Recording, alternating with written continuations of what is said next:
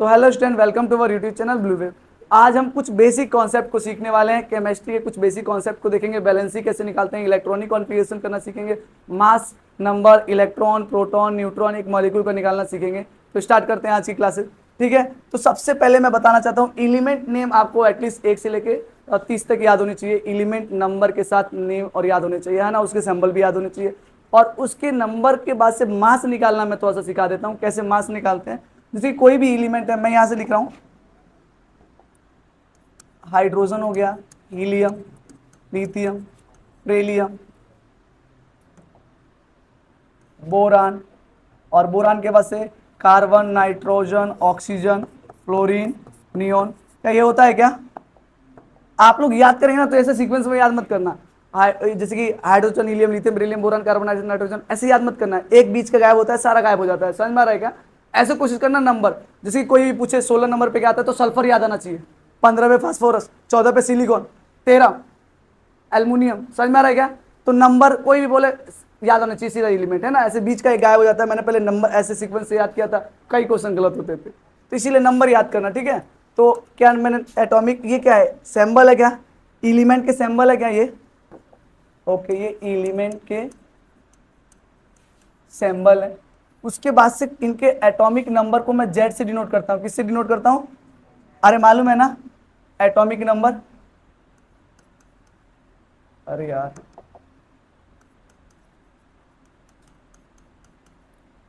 Atomic number को मैं Z से डिनोट करता हूं। किससे डिनोट करता हूं? जेड से। तो हाइड्रोजन का 1 होता है, हीलियम का 2, लिथियम का 3, बेरिलियम का 4, 5, 6, 7, 8, 9 और 10। क्या यही है क्या? ओके, उसके बाद से मैं यहीं से बताते चलता हूं आप लोगों को। पहले पूरा लिख देते हैं ना। उसके बाद से नियोन के बाद क्या आता है आप लोगों को मालूम है क्या?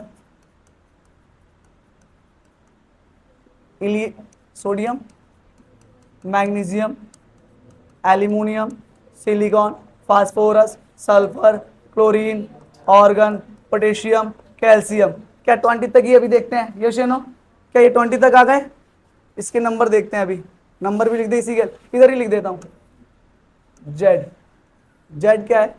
11, 12, 30, 40, 50, 60, 70, 80, 90, 20। क्या समझ में आ रहा है क्या यहाँ तक? उसके बाद से ना, इसके बाद से मैं इनके जो एटॉमिक नंबर जो जेड है ना, यही same to same number of proton होते हैं। क्या?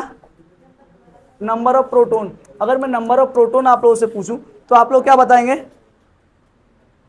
आप लोग क्या बताएंगे? जो जेड है ना, जेड, जो जेड है, जो जेड है वही नंबर ऑफ प्रोटॉन होती है। क्या होती है?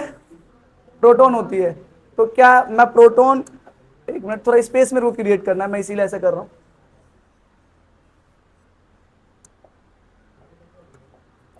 ये हमारा जेड हो गया। क्या हो गया?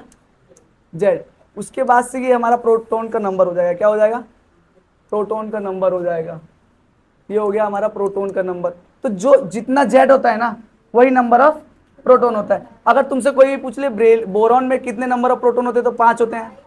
कार्बन में पूछ ले तो 6 ही होते हैं। नाइट्रोजन में पूछ ले तो 7 होते हैं। तो ऐसे आप खुद से लिख लेंगे क्या? तो लिखने की जरूरत है क्या? जो जेड होता है ना, वही नंबर ऑफ प्रोटॉन होता है। एक बार देखने की कोशिश करेंगे। जो जेड क्या है? जेड हमारा एटॉमिक, एटॉमिक नंबर है। एटॉमिक नंबर मतलब उसकी प्लेसमेंट क्या है, जिसकी साइंटिस्टों ने ना एलिमेंट को ना एक सीक्वेंस में अरेंज किया है। किस में अरेंज किया है?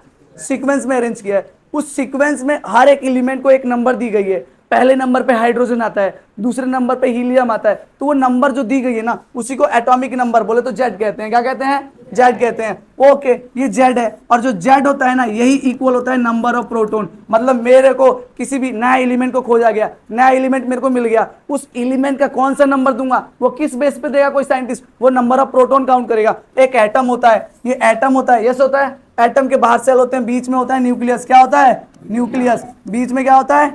न्यूक्लियस। आप लोगों को इतना तो आता है। इस न्यूक्लियस के अंदर प्रोटॉन होते हैं और न्यूट्रॉन होते हैं। क्या होते हैं? प्रोटॉन और न्यूट्रॉन। प्रोटॉन पॉजिटिव चार्ज होता है और न्यूट्रॉन के पास कोई चार्ज नहीं होता। यस या नो? ये सारी चीजें जानते हैं सर। जो प्रोटॉन होता है, इसके पास एक पॉजिटिव चार्ज होता है, एक पॉजिटिव चार्ज होता है। न्यूट्रॉन जो होता है उसके पास 0 चार्ज होता है, और इलेक्ट्रॉन जो होता है सर उसके पास नेगेटिव चार्ज होता है। यस या नो? अरे यस या नो सर, मास की बात कर लेते हैं। ये तो बात हुई चार्ज की, ये किसकी बात हुई?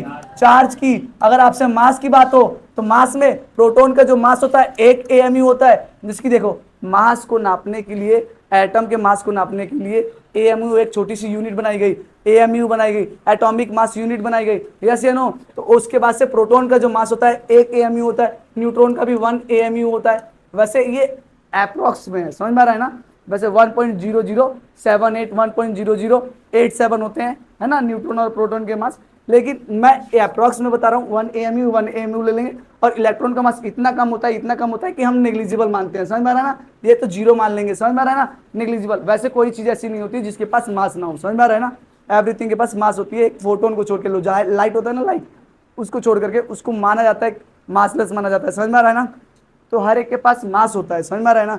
हर एक चीज के पास। तो इलेक्ट्रॉन के पास मास है, बहुत कम है, बहुत कम है, लेकिन मैं उसको मास को जीरो मान के चलूंगा अपने कैलकुलेशन के तौर पे, समझ में आ रहा है क्या? तो क्या ये सारी चीज समझ में आई? न्यूक्लियस के अंदर क्या क्या मिलता है? तो मेरे को किसी भी एटम का जेड से मैं पता चल जाएगा मेरे को प्रोटॉन के नंबर, क्या प्रोटॉन के नंबर निकल जाएंगे। अब उसके बाद से इसका कुछ मास होगा ना, इसका कुछ मास भी होगा, मास होगा कि नहीं? एटम का मास होगा, मास होगा, उसको मास नंबर बोलते हैं। क्या कहते हैं? Mass number. मतलब एक एटम का कितने मास है, मास नंबर है।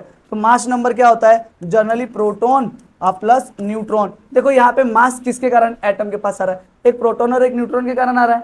एक प्रोटॉन का मास 1 AMU है, दो प्रोटॉन का मास 1, न्यूट्रॉन का मास 1 AMU है। अगर किसी एटम के पास एक प्रोटॉन एक न्यूट्रॉन है तो उसका मास 2 हो जाएगा। नो, किसी एटम के पास 2 प्रोटॉन 1 न्यूट्रॉन है तो 3 हो जाएगा, या 2 न्यूट्रॉन 1 प्रोटॉन है तो भी 3 हो जाएगा। नो, मेरे को लग रहा है आ रहा है सर, आ रहा है क्या आप सभी को? ओके। तो मास नंबर क्या होता है? प्रोटॉन की संख्या न्यूट्रॉन की संख्या को ऐड कर दूंगा, मास नंबर आ जाएगा। ये मास नंबर है। एक होता है एटॉमिक मास, एक क्या होता है?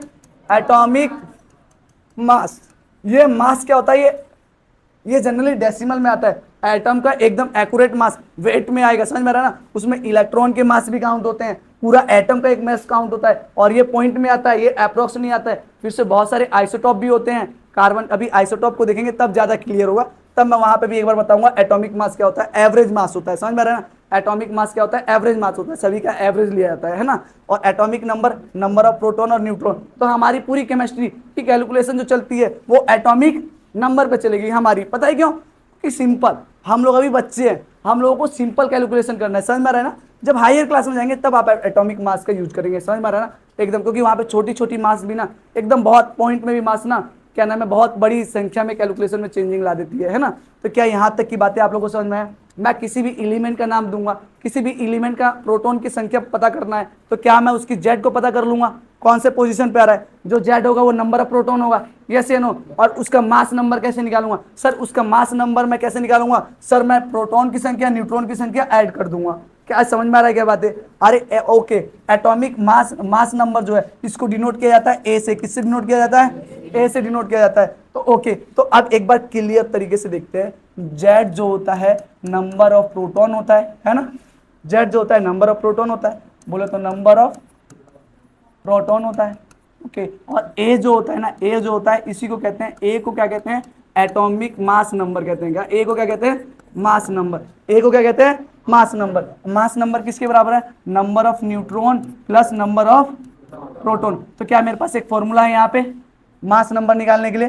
प्रोटॉन को न्यूट्रॉन को ऐड कर दूंगा, कैसे नो? और इसके मास जो होते हैं 1 AMU होते हैं। समझ में आ रहा है क्या? अभी तक की कहानी किसी को दिक्कत है क्या? नहीं। अब इसके बाद से कुछ चीजें और सीखते हैं। एक एटम है, एक एटम है, तुमने याद करके, अब तुम्हारे रेस्पेक्ट से सिखा रहा हूँ, अब मैं तुम्हारे रेस्पेक्ट से सिखा रहा हूँ। जैसे कि ये जो फॉर्मूला है मैं इसको कैसे लिख सकता हूँ? नंबर ऑफ न्यूट्रॉन निकालने के लिए मैं ये भी तो लिख सकता हूँ A-Z। क्या ये लिख सकता हूँ क्या? अरे क्या लिख सकता हूँ? अरे भाई मैं इसमें मेरे को नंबर ऑफ न्यूट्रॉन चाहिए तो मैं क्या ए में से जेड को माइनस कर दूं। ये प्रोटॉन की संख्या जेड होता है ना? अरे प्रोटॉन की संख्या जेड होता है ना? अरे ऐसे नो, तो ये लिख सकता हूँ क्या? अरे लिख सकता हूँ, कोई दिक्कत वाली बात है? होनी भी नहीं चाहिए। तो हम यहाँ पे आते हैं अपने पहले वाले स्लाइड पे। यहाँ पे देखो, तुम्हें एलिमेंट के सिंबल याद है, तुम्हें एटॉमिक नंबर याद है कि नहीं? अब तुम्हें एटॉमिक नंबर से तुम्हें प्रोटॉन की संख्या निकालना आ जाएगा। यहाँ पे लिख देता हूँ 1 2 3 4 5 6 7 8 9 10 नंबर ऑफ प्रोटॉन तुम्हें निकालना आ गया। निकालना आ गया कि नहीं? ओके सर, उसके बाद से सोडियम है, सोडियम का भी तुम्हें नंबर ऑफ प्रोटॉन निकालना आ जाएगा। क्या लिख लोगे? 11, 12, 30, 40, 50, 16, 17, 18, 19, 20। इसमें कोई दिक्कत है किसी को? होनी भी नहीं चाहिए। अब मास याद करने का तरीका देखो। मास को मेरे को चाहिए, बोले तो मास नंबर चाहिए। मास नंबर बोले तो ए से डिनोट करते हैं, यस या नो? इसको देखने की कोशिश करेंगे, इसको देखने की कोशिश करेंगे। ए मास नंबर को मैंने क्या याद करने का तरीका देखो, 20 तक याद करना है ना, तो जितने भी ऑड, जितने भी, इधर देखते हैं जगह कहाँ पे है, यहाँ पे है। हाँ, मास नंबर को निकालना सीखो, मास नंबर को एक बार निकालना सीखो। मास नंबर, अगर तुम्हें जेड मालूम है किसी का, किसी भी एलिमेंट का जेड मालूम है, तो तुम्हें अगर मास निकालना है, क्या निकालना है? मास निकालना है। और जो ये जेड है इवन है, जेड क्या है? इवन है, तो उसका डबल कर देंगे। समझ में आ रहेगा? जेड जो है इवन है, जैसे कि 2 है तो 2 का डबल 4 हो जाएगा, अगर 4 है तो उसका डबल 8 हो जाएगा। समझ में आ रहेगा? मास नंबर, अगर जेड को क्या एटॉमिक नंबर निकालना है, तुम्हें एटॉमिक नंबर निकालना है, तो जितने भी ऑड वाले हैं, इवन वाले हैं, उसको डबल कर देंगे। ये तो किसके लिए है? इवन वालों के लिए। और जो ऑड वाले होंगे ना, क्या होंगे? ऑड वाले, उनको उनमें क्या करूंगा मैं? उनमें जैसे कि 3 हो गया, ऑड है, तो 3 का डबल करूंगा तो क्या आएगा? 6 आएगा। सॉरी, 3 का डबल कितना होगा? 6, और एक ऐड कर दूंगा 7। ऑड वाले में डबल करके एक ऐड कर देना है, और इवन वाले में डबल कर देना है, बस। समझ में आ रहा है ना? तो अब देखो सभी का मैं एटॉमिक मास लिखने वाला हूँ। यहाँ पे एटॉमिक मास बोले तो मास नंबर लिखने वाला हूँ। समझ में आ रहा है ना? अगर तुम्हें एटॉमिक मास लिख के देता है तो तुम एटॉमिक नंबर से ही कैलकुलेशन करोगे, कोई दिक्कत वाली बात नहीं है ना? उसी से कर सकते हो तुम लोग। देखो एटॉमिक मास बोले तो मास नंबर निकालना है। हाइड्रोजन के लिए 1 है ना, 1 है, तो इसका 1 ऑड होता है, तो 1 का डबल करेंगे 2 होना चाहिए, और एक ऐड करके 3 आना चाहिए। लेकिन यहाँ पे एक एक्सेप्शन है, 1 का 1 ही आएगा। समझ में आ रहा है क्या? ये एक एक्सेप्शन है। यहाँ पे टोटल 20 तक आने में 4 एक्सेप्शन मिलने वाले हैं, तो उसको देखते चलेंगे। तो हाइड्रोजन का मास नंबर क्या होता है? 1। ये आप लोग सीधा याद करेंगे। समझ में आ रहा है क्या? उसके बाद से देखो हीलियम 2 पे आता है, 2 का डबल कर दो 4, कोई दिक्कत वाली बात? लिथियम कितने पे आता है? 3 का डबल 6, लेकिन ये तो ऑड है ना, एक ऐड भी करूंगा, क्या लिखूंगा? 7। वैसे ब्रेलियम 4 पे आता है, 4 का डबल 8, लेकिन यहाँ पे एक एक्सेप्शन है, मैं 9 लिखूंगा। ये याद करना है आपको। क्या करना है? याद करना है। कौन कौन सा याद करना है? एक तो हाइड्रोजन को याद करना है, एक वो क्या नाम है, ब्रेलियम को याद करना है। समझ में आ रहा है क्या? ये देखो 4 पे आ रहा है, इसका डबल होना चाहिए 8, लेकिन मैं 8 की जगह 9 लिख रहा हूँ। क्या समझ में आ रहा है क्या? अरे ऐसे नो, ओके। अब तुम लोग बोलोगे, तुम लोग बोलो, क्या नाम है, बोरोन का बोलो 11, क्योंकि 5 का डबल +1। अरे ऐसे नो, कार्बन का बोलो 12, यस यस, और नाइट्रोजन का बोलो 15, लेकिन मैं 14 लिखूंगा। यहाँ पे भी एक एक्सेप्शन है, 4 है जिसमें से 3 तो आ गए, 4 है जिसमें से 3 आ गए, आपको ही नहीं मिलने वाला। अब सीधा सीधा बोलते जाओ तुम लोग, सीधा सीधा बोलते जाओ। उसके बाद से नाइट्रोजन का तो लिख दिया, ऑक्सीजन का 16 लिख दूं क्या? 16। फ्लोरीन का, नियॉन का, तुम लोग ऐसे कहने से लिख रहा हूं मैं, ऐसे यहां पे बोलो जल्दी। 23, 24, क्या सही चल रहा है? अरे कोई एक्सेप्शन नहीं है, सही चल रहा है। अरे यस या नो? अरे क्लोरीन का 35 होता है ना, लेकिन 0.5 लगा देंगे यहाँ पे, बस यही एक और एक्सेप्शन था। समझ में आ रहा है क्या? और आर्गन 18 का डबल और 19 उसका डबल 39 हो जाएगा। अरे ऑड पे है ना, और 40। क्या क्लियर है? अरे क्या मास नंबर याद हो गया? अभी मैं सवाल कराऊंगा इससे। अब तुम्हें देखो, क्या क्या निकालना आ गया। तुम लोगों को एटॉमिक नंबर याद है, सैंबल याद है, उससे तुम्हें प्रोटॉन की संख्या याद हो जाएगी। अरे निकल जाएगी। प्रोटॉन निकालना आ गया, तुम्हें मास निकालना याद आ गया। प्रोटॉन और मास निकालना आ गया क्या भाई साहब? आ गया क्या? अब तुम लोगों को इन दोनों से तुम क्या न्यूट्रॉन की संख्या भी तो निकाल सकते हो ना? अरे न्यूट्रॉन की संख्या भी तो निकाल सकते हो ना। यहाँ पे देखो अभी फॉर्मूला बताया, न्यूट्रॉन की संख्या के लिए ए में से जेड को माइनस कर दो। तुम्हें ए तो मालूम है, जेड भी मालूम है। ए तुमने अभी याद कर लिया, ए तुमने जस्ट अभी याद कर लिया ना, ट्रिक के थ्रू याद तो किया ना। 4 एक्सेप्शन है, पर तो ब्रेलियम का जो मास होता है कितना होता है? 9 होता है, याद होनी चाहिए, याद होनी चाहिए। नाइट्रोजन का 40 होता है, याद होनी चाहिए। ऑक्सीजन का 12 होता है, सीधा याद हो जाना चाहिए। यस या नो? मेरे को लग रहा है तुम लोगों को। तब चलो ठीक है, पहले पेज पे चलते हैं, पहले पेज पे चलते हैं। अब मेरे को नंबर ऑफ न्यूट्रॉन बताओ। तुम लोग क्या बताओ? नंबर ऑफ न्यूट्रॉन निकाल सकते हो यार? Number of neutron, number of neutron बताओ। हाइड्रोजन में कितने न्यूट्रॉन है? 0। पूछो क्यों? वन में से वन माइनस कर दोगे ना, अरे ये तो जेड है ये, अरे यार इधर देखो, मेरे को नंबर ऑफ न्यूट्रॉन निकालना है, तो क्या मैं ए में से जेड को माइनस कर दूंगा? अरे अभी तो बताया मैंने, ए में से जेड को माइनस करूंगा। तो यहाँ पे देखो, यहाँ पे देखो हाइड्रोजन का क्या नाम है, जेड जो है, जेड ये रहा ना, जेड वन है, ए जो है वन है, तो वन में से वन माइनस करोगे जीरो। तो हाइड्रोजन के पास न्यूट्रॉन कितने होते हैं? जीरो। उसके पास एक भी क्या नाम है, न्यूट्रॉन नहीं होता है। देखो इसीलिए तो उसके पास एक प्रोटॉन है, तो मास एक एमयू हो गया। न्यूट्रॉन होता तो दो एमयू हो जाता। अरे यस नो, मुझे आ रहा है, लग रहा है, मुझे को लग रहा है तुम लोगों को आ रहा है। एक बार और देखो, हीलियम, हीलियम कितने नंबर पे आता है? दो। तो इसका जेड की वैल्यू क्या हुई? दो। इसकी मास तुमने याद किया, चार, चार में से दो गया, क्या इसके पास न्यूट्रॉन की संख्या? अरे दो, न्यूट्रॉन की संख्या, हीलियम के पास न्यूट्रॉन की संख्या। ओके, उसके पास लिथियम बोलो, 4 नंबर पे आ रहा है। अरे फोर नंबर, सॉरी 3 पे आ रहा है, ये रहा। हाँ, लिथियम कितने पे आ रहा है? 3 पे आ रहा है। मास नंबर उसका कितना है? 7। 7 में से 3 गया 4, यस तुम लोगों को आ रहा है। उसके बाद से ब्रेलियम, 9 में से 4 माइनस कर दो 5, तुम लोगों को आ रहा है क्या? अब बोरोन का 11 में से 6, कार्बन का 6, नाइट्रोजन का क्या आ रहा है क्या तुम लोगों को? यस, सेम ऐसे ही करते जाओगे। 8, अरे 8, 10, 10, अरे ऐसे ना 10 में, और ऐसे ही माइनस करो 11 में 12, और उसके बाद से 12, अरे उसके बाद से क्या नाम है तेरा, 14, 13 आएगा ना, अरे 27 में से 14 आएगा, 14, 16, यहाँ पे 0.5 है ना, 0.5 है ना, एक यहाँ पे क्या क्या आ सकता है? 80 आ सकता है, 90। हाँ अभी दिखाऊंगा, इसको समझाऊंगा, 1 मिनट में समझाऊंगा, ये वाली लाइन को 1 मिनट में समझाऊंगा, ये वाली चीजों को, ठीक है, ये वाली चीजों को अभी समझेंगे। आर्गन 18 पे, 18 माइनस करो 20 आएगा सीधा, यहाँ पे भी 20 आएगा। क्या समझ में आया क्या? एक बार क्लोरीन का स्पेशल केस है, क्लोरीन के साथ देखते हैं। एक क्लोरीन जो है, क्लोरीन का जेड की वैल्यू बताओ, जेड की वैल्यू बताओ। अरे 70 यार, 70, अरे जेड की वैल्यू पूछ रहा हूँ, 70 नंबर पे, 17 नंबर पे आता है। इसका तुमने ए की जो वैल्यू याद की है वो, मास जो याद किया 35.5 याद किया, नंबर ऑफ न्यूट्रॉन तुम्हें निकालना है, तो ए में से जेड को माइनस करते हो। जो ये 35.5 है ना, ये मास नंबर नहीं है। एक मैंने बोला था ना अभी कुछ देर पहले, एक मास नंबर होता है और एक एटॉमिक मास होता है। समझ में आ रहा है क्या? अरे अभी तो पता है, तो ये डेसिमल में नहीं आता, ये होल नंबर होता है। क्या होता है? ये ना डेसिमल होता है। अरे समझ में आ रहा है क्या? तो किसमें क्या मेरे को होल नंबर में एटॉमिक मास थोड़ी है, ये जो 35.5 पढ़ते हैं ना, ये एवरेज मास होता है। क्या होता है? Average mass. एटम होता है, कई सारे अलग अलग आइसोटोप होते हैं, समझ में आ रहा है ना, तो उसके एटम के अलग अलग आइसोटोप होते हैं, उसके एवरेज मास लिया जाता है। जैसे क्लोरीन का, जो क्लोरीन होता है, क्लोरीन का एक होता है 35 मास और एक होता है 36 मास। समझ में आ रहा है? दो आइसोटोप मिलते हैं, क्लोरीन दो तरह के मिलते हैं, एक के पास 35 मास होता है, एक के पास 36 मास होता है। ये एटॉमिक मास वाला बात कर रहा हूं, है ना। तो मेरे को अब एवरेज लेना पड़ेगा ना, एटॉमिक मास निकालना है। मास नंबर देखो, एक का 35 होता है, 36 होता है, तो इन दोनों का बीच का ले लेते हैं। समझ में आ रहा है ना?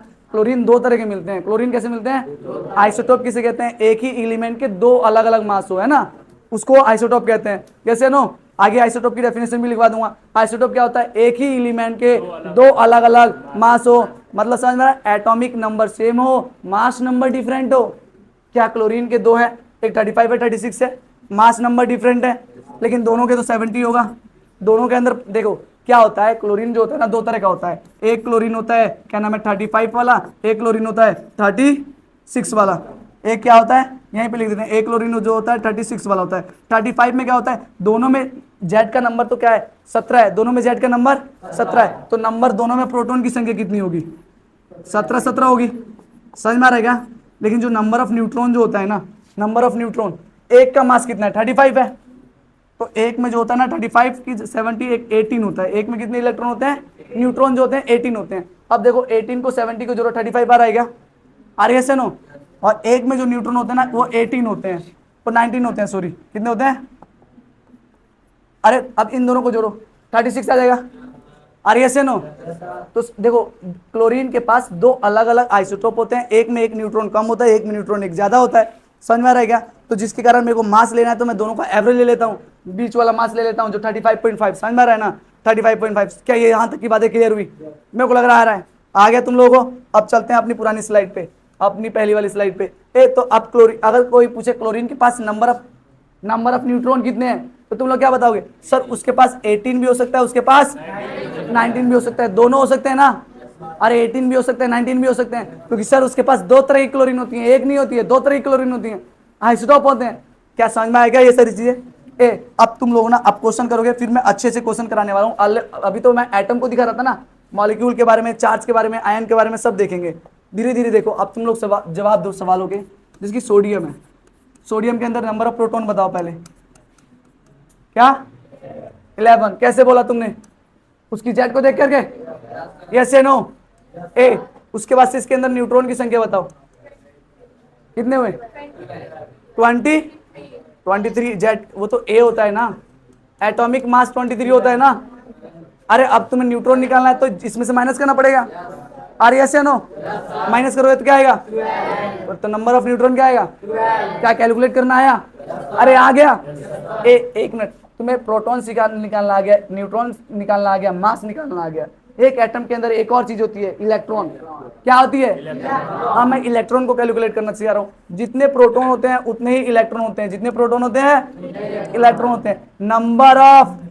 Number of proton equal to number of. ये किस केस में है? जब चार्ज ना हो उसके ऊपर। एटम के पास चार्ज है क्या? इन न्यूट्रल एटम किसमें है? न्यूट्रल एटम की बात चल रही है। किसकी बात चल रही है? न्यूट्रल एटम में क्या होता है? नंबर ऑफ इलेक्ट्रॉन और प्रोटॉन इक्वल होते हैं। अरे दोनों बराबर रहेंगे तभी तो कोई चार्ज नहीं है।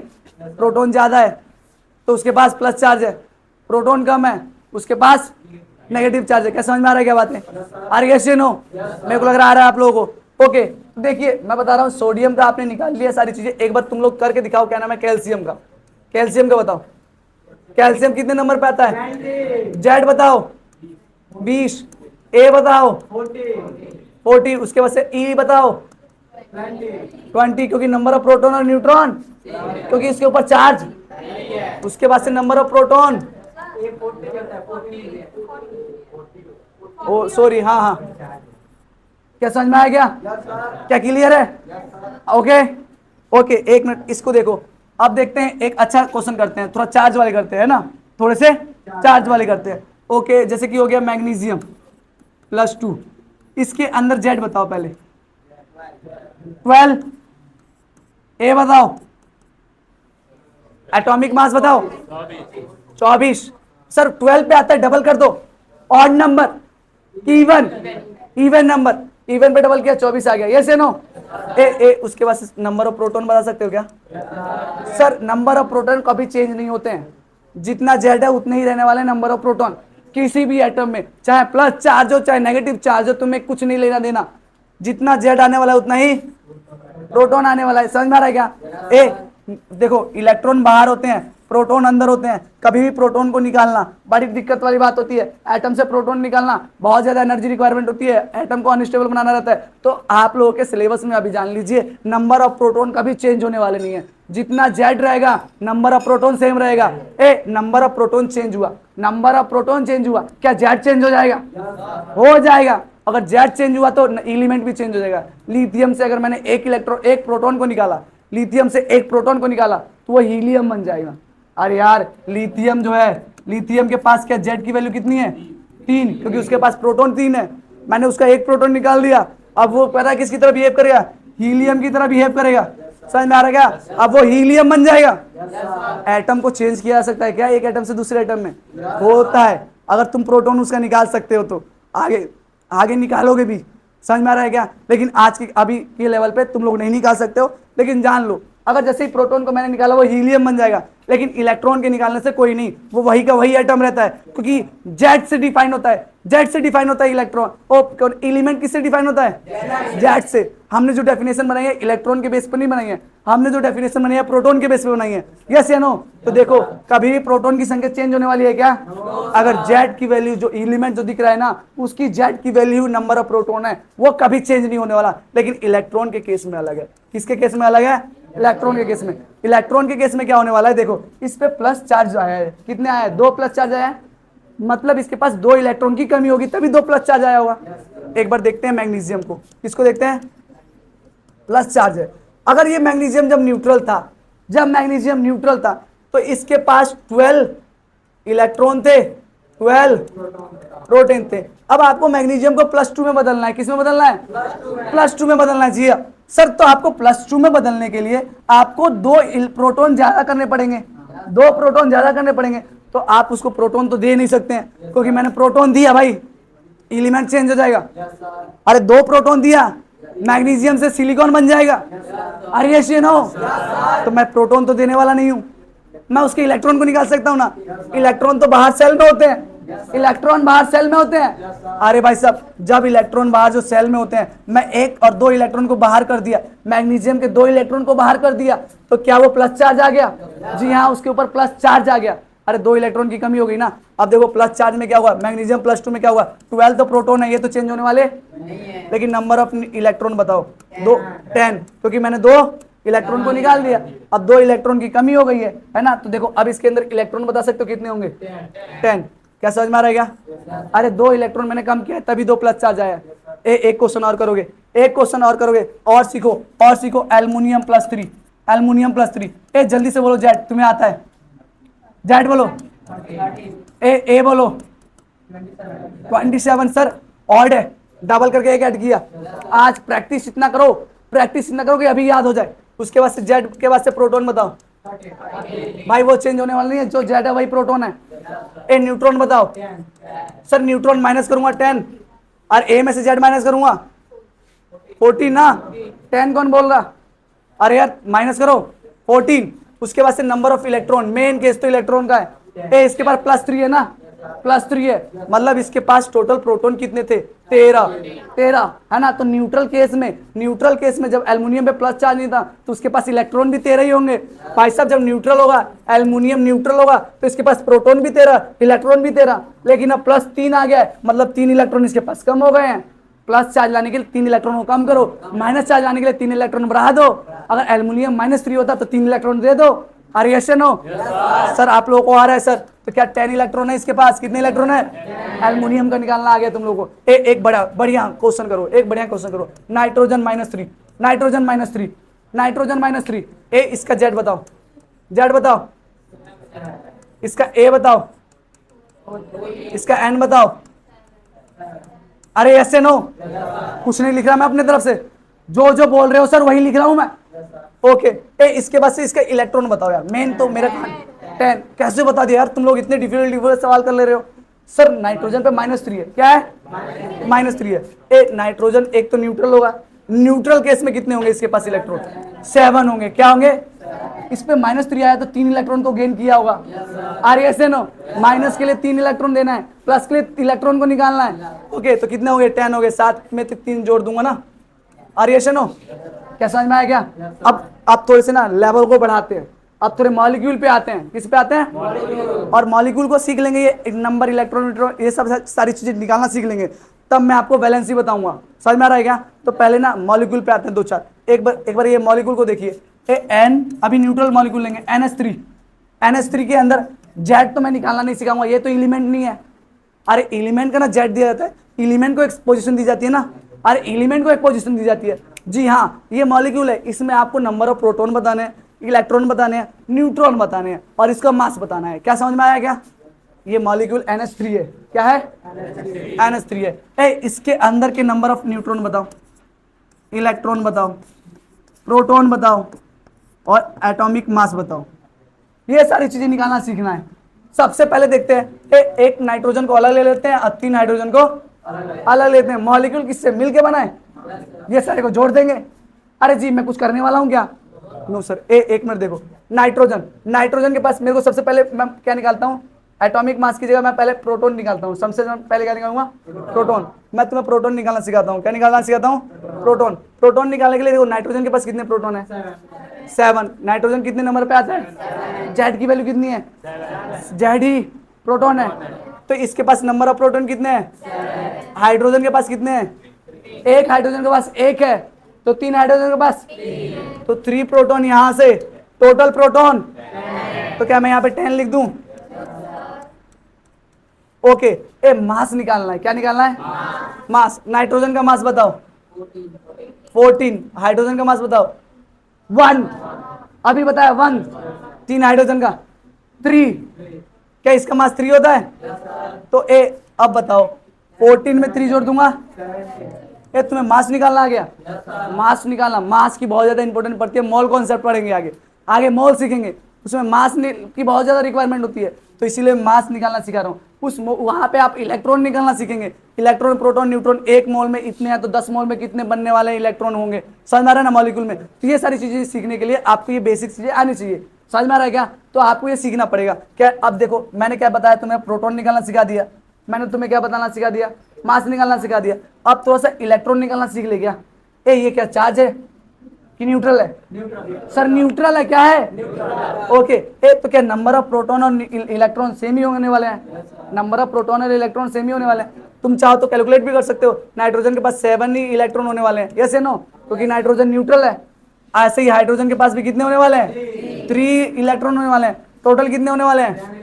10 इलेक्ट्रॉन होने वाले हैं। और यहाँ पे भी देखो 10 इलेक्ट्रॉन प्रोटॉन बराबर होने चाहिए तभी तो न्यूट्रल होगा।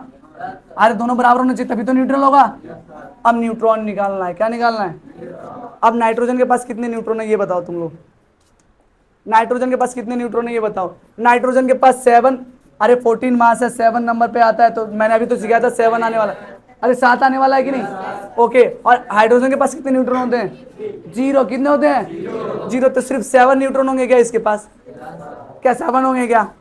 निकालना आ गया भाई साहब तुम्हें, ये आ गया, ये आ गया, एक बार में आ गया, आता नहीं है जल्दी से। एक बार और देखेंगे, एक बार और देखेंगे सर, देखिए एक क्वेश्चन और, एक क्वेश्चन और, CH4, क्या CH4, इसके अंदर सबसे पहले आप लोग मास बताइए, इसका मास बताइए, फिर इसके प्रोटॉन की संख्या बताइए, फिर इसके इलेक्ट्रॉन की संख्या बताइए, फिर इसके अंदर न्यूट्रॉन की संख्या बताइए, बताओ जल्दी। ए क्या मास इसका कितना होने वाला है? पहले मैं यहाँ पे कार्बन लिखूंगा और यहाँ पे कितने हाइड्रोजन है? 4। क्या समझ में आ रहा है क्या? ए इधर देखो, हाइड्रोजन के पास कितने, पहले मेरे को मास निकालना है, तो हाइड्रोजन का मास बताओ। मॉलिक्यूल का निकाल, एक मिनट, मॉलिक्यूल का निकालने के लिए आपको एक एक एटम का निकालना रहता है, फिर जोड़ देना रहता है, समझ में आया क्या? ओके, एक कार्बन के मास कितना होता है? अरे 12 होता है, मास नंबर बात चल रही है, 6 तो उसका जेड होता है। ए तो मास कितना हुआ? और 4 हाइड्रोजन है, एक हाइड्रोजन का एक, तो 4 हाइड्रोजन। क्या समझ में आया क्या? ए टोटल मास निकालूंगा, सॉरी 4 + 12 प्लस, क्या यही आने वाला है? ए नंबर ऑफ प्रोटॉन देखेंगे, नंबर ऑफ प्रोटॉन निकालने के लिए पहले बताओ इसके पास कितना है? 6। अरे छठे नंबर पे आता है कार्बन जो होता है, सॉरी 6 नंबर पे आता है। अरे ऐसे नो, तो इसके पास 6 हो गया, और इसके पास 4, एक के पास एक प्रोटॉन होता है, 4 के पास 4 होंगे। अरे ऐसे नो, कितने आएंगे? 4 + 6 कितने हुए? 10। ओके, ए इलेक्ट्रॉन, अरे ये तो न्यूट्रल ही है, प्रोटॉन निकाले तो न्यूट्रॉन भी वही होंगे ना, और चाहो तो निकाल लो, इसके अंदर कितने आने वाले हैं? 4। समझ में आ रहा है क्या? आर्यशनो, ए न्यूट्रॉन निकालेंगे, न्यूट्रॉन निकालना सीखते। कार्बन के पास देखो 12 मास होता है, अभी देखा 12 मास होता है, और इसके पास जेड जो होती है 6 होती है। अरे मैंने न्यूट्रॉन निकालना सिखाया था, माइनस कर देंगे 6 आएगा, तो 6 प्लस इसके पास कितनी है? 0 0, कितना आया? क्या निकालना सीख गए क्या? अब थोड़ी सी बड़ी मॉलिक्यूल दूं क्या? इसके बाद चार्ज वाले मॉलिक्यूल दूंगा, क्या समझ में आ रहा है क्या? ओके, एक क्वेश्चन देखते हैं, एक क्वेश्चन और देखते हैं, थोड़ा सा बढ़िया क्वेश्चन देखते हैं, ठीक है। अब एक आप लोग NH4 PCl5 करिए, थोड़ा सा बड़ा क्वेश्चन पहले, PCl5 बहुत बड़ा क्वेश्चन है, बड़ा क्वेश्चन है, ऐड करने में दिक्कत होगी, देखते हैं। इसका क्या निकालेंगे? सबसे पहले मास निकालेंगे, क्या निकालेंगे? एक क्या लूंगा? फास्फोरस, और 5 क्या लूंगा? क्लोरीन। Are yes no? इसका मास बताओ। 30। क्लोरीन का मास बताओ। Are yes no? मैंने बोला था ना इसको कैलकुलेशन में दिक्कत आएगी, बड़ा क्वेश्चन लिया है, जानबूझ के लिए है कि तुम लोगों का भेजा खटाया जाए, थोड़ा सा दिमाग लगाया जाए। क्या मास को 31 प्लस 5 इंटू 35.5 क्या समझ में आ रहा है क्या? अरे थोड़ी सी डिफिकल्ट हो रहा है क्या? ओके, उसके बाद से इसके मेरे को प्रोटॉन की संख्या बताओ, number of proton. A carbon के अंदर प्रोटॉन, सॉरी फास्फोरस के अंदर प्रोटॉन कितने हैं पहले बताओ। 31 में से फास्फोरस जो आता है 15 नंबर पे आता है, 15 में से माइनस करोगे 16 आएगा। आर्यश है नो, अरे यार 15 में से, सॉरी 31 में से 15 माइनस करोगे 16 आएगा, तो नंबर ऑफ प्रोटॉन निकालेगा 16 प्लस क्या नाम है, क्लोरीन के अंदर कितना आता था, कितने नंबर पे है, सॉरी प्रोटॉन निकाल रहे, न्यूट्रॉन में निकालना सिखा रहा था। एक मिनट, प्रोटॉन जो 15 नंबर पे आता तो जेड की वैल्यू, मैं न्यूट्रॉन निकालना सिखा रहा था, यहाँ पे प्रोटॉन लिखा था। ओके एक मिनट, प्रोटॉन की संख्या क्या होगी 15। ओके क्लोरीन के अंदर 5 इंटू, समझ में आ रहा है क्या? ऐसे ही सेम नंबर ऑफ न्यूट्रॉन। इसके अंदर इलेक्ट्रॉन की संख्या तो सेम ही लिख दूं ना, इलेक्ट्रॉन सेम ही लिख दूं ना, क्या ये इलेक्ट्रॉन की संख्या के बराबर भी है? अरे यस नो, मॉलिक्यूल न्यूट्रल है, अरे मॉलिक्यूल, तो प्रोटॉन और न्यूट्रॉन बराबर है। न्यूट्रॉन निकालने के लिए बोले तो न्यूट्रॉन निकालने के लिए क्या करना पड़ेगा, मेरे को ये 16 आ रहा था ना, अरे माइनस करके देखो 31 में से 15 माइनस करोगे 16 आएगा, तो 16 में ऐड कर दो। क्लोरीन के अंदर सिखाया था ना, या तो 18 होता है एक के अंदर या 19 होता है ना, मैं मान के चलता हूँ 18 वाला है ना, मैं मान लेता हूँ 18 वाला है, वहां दिया रहेगा, समझ में आ रहा है ना। 18 इंटू 5 क्या ये कैलकुलेट हो जाएगा? अरे PCl 5 का हो गया। अब थोड़ा एक आयंस वाला देखते हैं, ये बहुत बड़ा क्वेश्चन था, कोई दिक्कत वाली बात नहीं है। एक NH4 प्लस, इसका निकालो, NH4 प्लस चार्ज मॉलिक्यूल है, इसके अंदर इलेक्ट्रॉन और प्रोटॉन एकदम सेम नहीं होने वाले हैं, समझ में आ रहा है ना, दोनों अलग अलग होने वाले हैं। अब बताओ इसके अंदर क्या ज्यादा होगा, प्रोटॉन ज्यादा होगा कि इलेक्ट्रॉन ज्यादा? प्रोटॉन, क्योंकि प्लस चार्ज है। यस या नो? अरे तुम लोगों को आ तो रहा है यार, आ तो रहा है सर। ए निकालिए, जेड निकालिए, सॉरी जेड तो ही, पी निकालिए, ई निकालिए, एन निकालिए। ए बताओ, एक एन है, एक 4 है। डायरेक्ट भी तो कर सकते हैं ना। अब नाइट्रोजन में एक देखो, नाइट्रोजन का मास बताओ, बोलो 14 होता है, मास कितनी होती है, और उसमें ऐड कर दो 4 इंटू हाइड्रोजन का मास 1 होता है ना। और ऐसे नो 18 आएगा। प्रोटॉन की संख्या देखते हैं, नाइट्रोजन कितने नंबर पे आता है, तो क्या 7 होने वाला है? हाइड्रोजन कितने नंबर पे आता है, क्या यही होने वाला है? Are yes no? इलेक्ट्रॉन बताओ, इलेक्ट्रॉन को अभी देख लेते हैं, इलेक्ट्रॉन को ही देख लेते हैं, चलो। सीधा बता रहा हूं, एक प्लस चार्ज है, एक शॉर्टकट ट्रिक बता रहा हूं तुम लोगों को। 1 प्लस चार्ज है मतलब एक इलेक्ट्रॉन की कमी होगी, एक इलेक्ट्रॉन की कमी होगी, तो जो नंबर ऑफ प्रोटॉन है उसमें से एक इलेक्ट्रॉन कम कर दो, 10, तो नंबर ऑफ इलेक्ट्रॉन कितने आने वाले? 10। नहीं तो कैलकुलेट कर लो, क्या नाइट्रोजन के पास जो इलेक्ट्रॉन होते हैं न्यूट्रल कंडीशन में कितने होते हैं? 7। और हाइड्रोजन के पास 4, हाइड्रोजन के पास कितने इलेक्ट्रॉन होंगे? 4, है ना, यस नो? न्यूट्रल कंडीशन में। अब इन दोनों में से चारों को ऐड कर देते हैं, क्या कर देते हैं, कितना आएगा? 11। अब उसके बाद से एक प्लस चार्ज है, मतलब इस मॉलिक्यूल में से किसी ने एक हाइड्रोजन को, सॉरी एक इलेक्ट्रॉन को खींच लिया होगा, तो मैं -1 कर दूंगा तो 10 आ रहा है। क्या ऐसे भी कर सकते हैं? नंबर ऑफ न्यूट्रॉन देखेंगे, नंबर ऑफ हाइड्रोजन में तो न्यूट्रॉन होता नहीं है, नाइट्रोजन में कितना होता है? अभी बहुत देर से देख रहे हैं, आ रहा है क्या चीज समझ में आई क्या? अब सुनो, अभी तक मैंने क्या सिखाया, किसी भी मॉलिक्यूल का तुम इलेक्ट्रॉन, प्रोटॉन, न्यूट्रॉन कुछ भी पूछ ले बता सकते हो। एक एटम का सोचो, एक एटम से एक मॉलिक्यूल, एक एटम में क्या पूछ सकता है तुमसे ज्यादा? कोई भी मॉलिक्यूल है या एटम है, उससे तुमसे क्या पूछ सकता है? सर उसका मास पूछ सकता है ज्यादा से ज्यादा, और उस थोड़ा और कॉम्प्लिकेट करना है तो उसका न्यूट्रॉन पूछ सकता है, सर प्रोटॉन पूछ सकता है, भाई उसका दिमाग खराब हो तो इलेक्ट्रॉन भी पूछ सकता है, और दिमाग अच्छा हो तो वो जेड भी पूछ सकता है ना। लेकिन जेड किसका पूछेगा? एलिमेंट का पूछेगा। किसका पूछेगा? एलिमेंट का पूछेगा। कभी भी वो मॉलिक्यूल का थोड़ी पूछेगा जेड। अरे जेड किसको दिया जाता है? जेड किसकी वैल्यू होती है? एलिमेंट की वैल्यू होती है। क्या समझ में आ रहा है क्या? बातें क्लियर है क्या? अब थोड़ा सा ना इलेक्ट्रॉन, प्रोटॉन, न्यूट्रॉन तो हमने सीख लिया निकालना कैसे निकालते हैं। मॉल कॉन्सेप्ट में इस चीज का ना बहुत यूज होने वाला है। तुमसे पूछ लेगा 4 मोल O2 में, 4 मोल ऑक्सीजन में कितने इलेक्ट्रॉन है? वहां पे ऐसा जब तक ये नहीं आएगा ना तब तक वो कैलकुलेशन नहीं हो पाएगी वहां की। समझ में आ रहा है ना? तो ये सारी चीजें सिखाई गई है। तुम लोगों का मोल कॉन्सेप्ट चलेगा तो उसमें ये बहुत ज़्यादा हेल्प करने वाला है। अब थोड़ी सी इलेक्ट्रॉनिक कॉन्फ़िगरेशन को देख लेते हैं, एक बैलेंस सेल्स को देख लेते हैं। ये सब बेसिक चीज़ें चल रही हैं, पूरी केमिस्ट्री की एकदम बेसिक चीज़ें चल रही हैं, कोई भी रॉकेट साइंस नहीं चल रहा है। अब देखते हैं जैसे कि कोई भी एक एटम होता है, दिखता कैसे है? सर वो दिखता ऐसे है, बीच में न्यूक्लियस है। क्या है? न्यूक्लियस है। ओके, बीच में न्यूक्लियस है। उसके बाद से एक सेल होता है, फिर दूसरा सेल होता है, फिर तीसरा सेल होता है, और उसके बाद एक और सेल होता है, 4 सेल, ऐसे बहुत सारे सेल होते हैं। समझ में आ रहा है ना? जिसमें इलेक्ट्रॉन ना घूमते हैं, जैसे कि देख रखा है, बीच में सन होता है और उसके साइड साइड में इलेक्ट्रॉन रिवॉल्व करते हैं, सॉरी प्लैनेट रिवॉल्व करते हैं। सन के चारों साइड में जो रिवॉल्व करते हैं वो प्लैनेट करते हैं। प्लैनेट करते हैं कि नहीं करते हैं? इलेक्ट्रॉन नहीं करते हैं। सेम वैसे ही वो जो प्लैनेट की तरह है ना, ऐसे ही एटम होता है। एटम के बीच में न्यूक्लियस होता है और उसके साइड साइड में इलेक्ट्रॉन मूव करते हैं। क्या मूव करते हैं? इलेक्ट्रॉन मूव करते हैं। आप लोग कोशिश करेंगे, मेरे को बताइए आप लोग क्या बताएंगे? आप लोग, सॉरी एक मिनट रुको, यहाँ पे पहला जो सेल है ना, इसका नाम मैंने दिया के, बाहर वाले को, उसके बाहर वाले को, उसके बाद ऐसे चलता जाएंगे बहुत सारे, है ना? ये तो इनके नाम है ना, ऐसे इनके नंबर भी चलते हैं। क्या चलते हैं?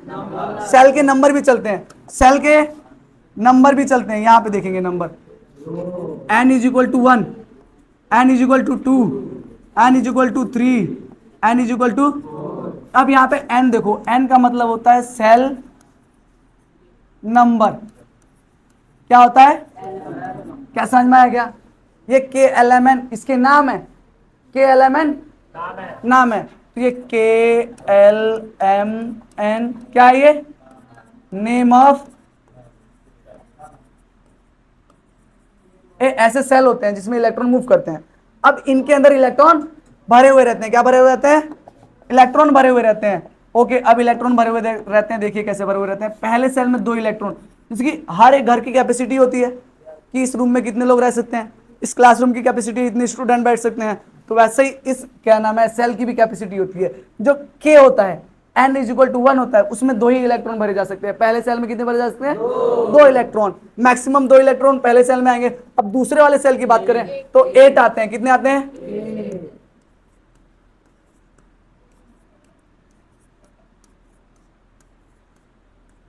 समझ में आ रहा है क्या?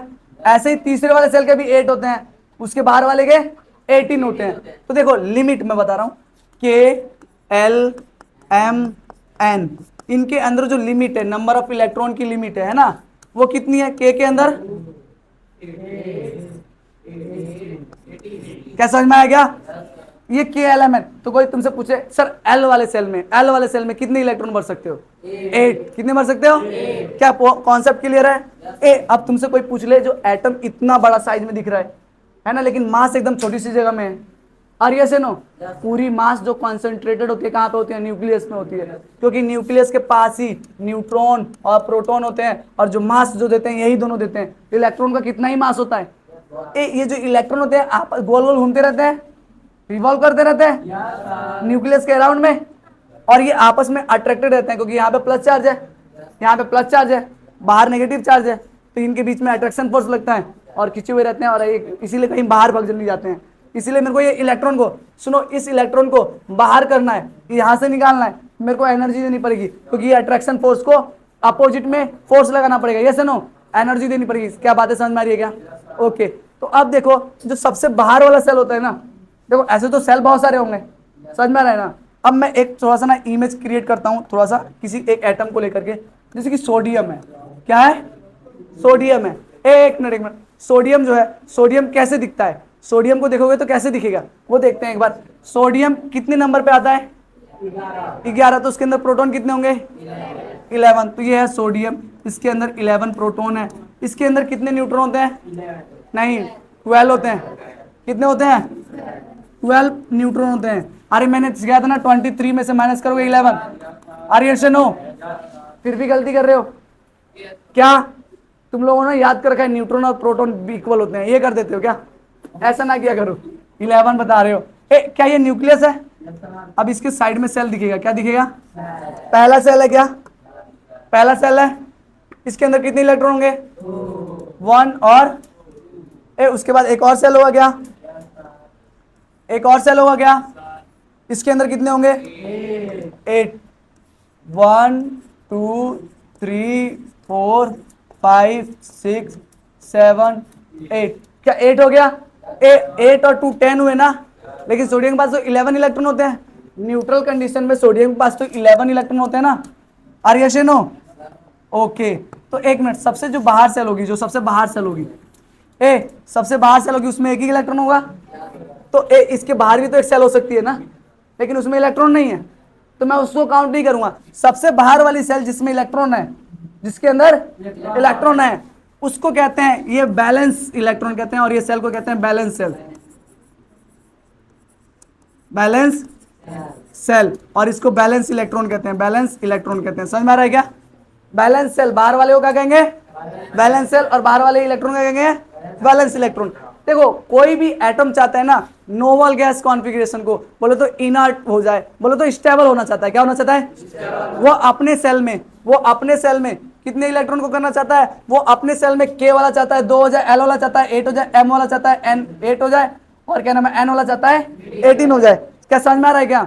ये इतने इलेक्ट्रॉन करने चाहते हैं, लेकिन क्या हो रहा है सोडियम में? देखो सोडियम में क्या हो रहा है, यही है ना सोडियम, हाँ यही जो सोडियम है, इसमें क्या हो रहा है सर? बाहर वाले सेल में तो एक ही इलेक्ट्रॉन है, और ये देखो बाहर वाला कौन है? ये K हो गया, L हो गया, M हो गया। M में कितना होना चाहिए? 8 होना चाहिए। कितने होना चाहिए? लेकिन कितने हैं?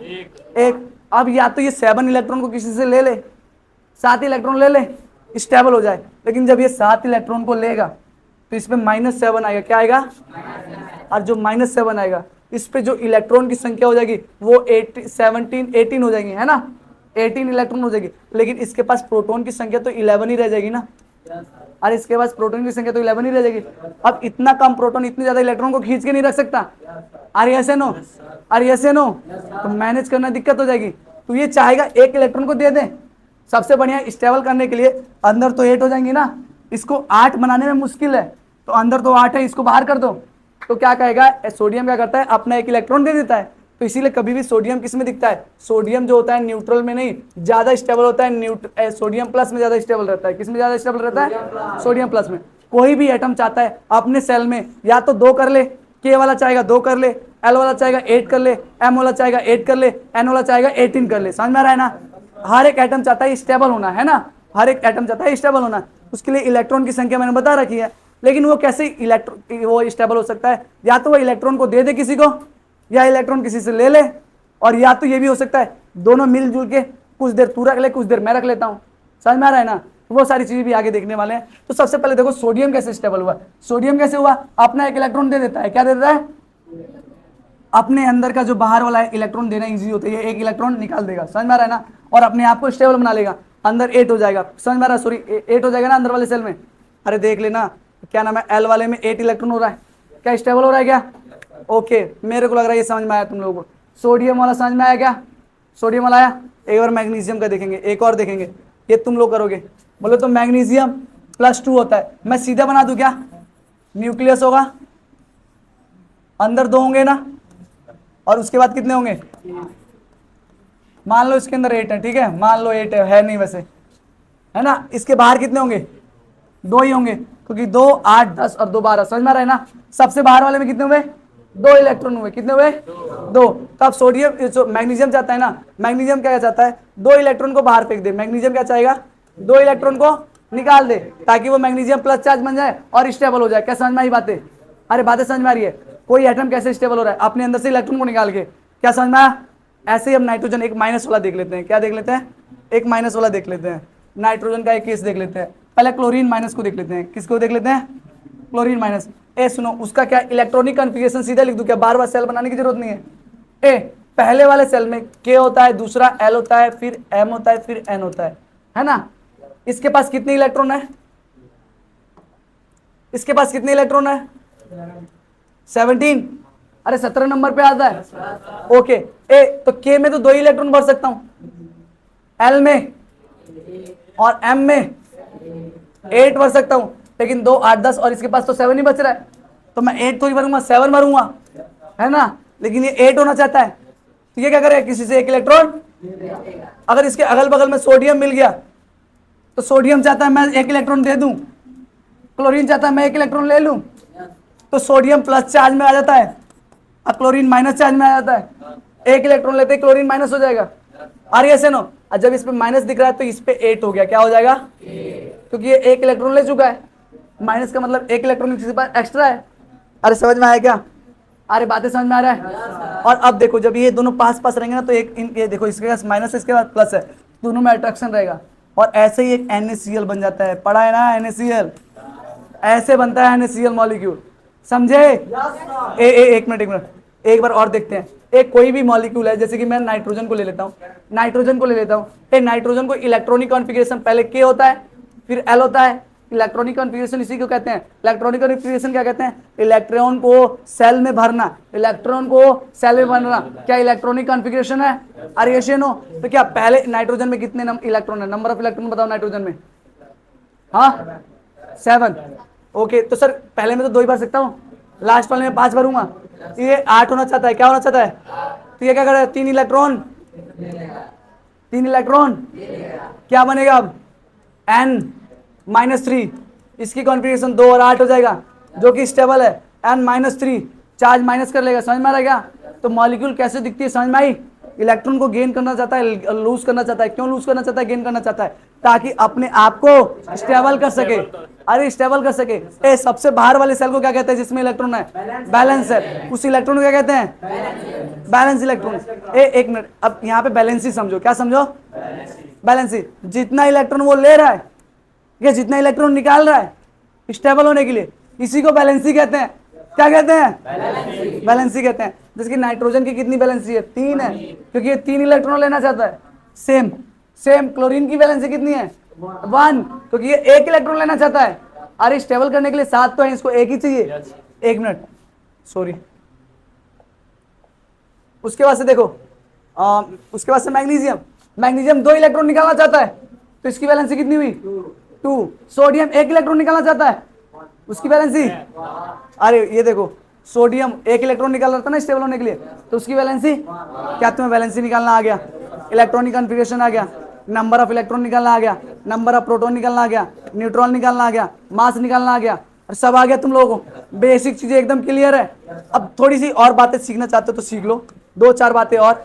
देखो तुमने क्या देखा? मॉलिक्यूल बनता कैसे है? तुमने ये देख लिया मॉलिक्यूल बनता कैसे है। मैंने सोडियम क्लोराइड बताया ना, 2-4 मॉलिक्यूल बता दिया। जैसे कि ये इलेक्ट्रॉन दे रहा है, ये ले रहा है, समझ में आ रहा है ना? देख लेते हैं एक बार यहाँ पे। कोई भी एलिमेंट जो है, कोई भी एलिमेंट है, वो क्या होना चाहता है? स्टेबल होना चाहता है। क्या होना चाहता है? उसके लिए क्या करेगा? या तो इलेक्ट्रॉन का गेन करेगा, क्या करेगा? गेन करेगा, या तो इलेक्ट्रॉन को लूज करेगा। क्या करेगा? लूज। समझ में आ रहा है क्या? जितने भी मेटल होते हैं, या चलो ये आगे देखेंगे। कुछ मेटल जो होते हैं, मेटल जनरली इलेक्ट्रॉन को निकालते हैं, उनके पास इलेक्ट्रॉन बाहर वाले सेल में ज्यादा होते हैं तो निकाल देते हैं।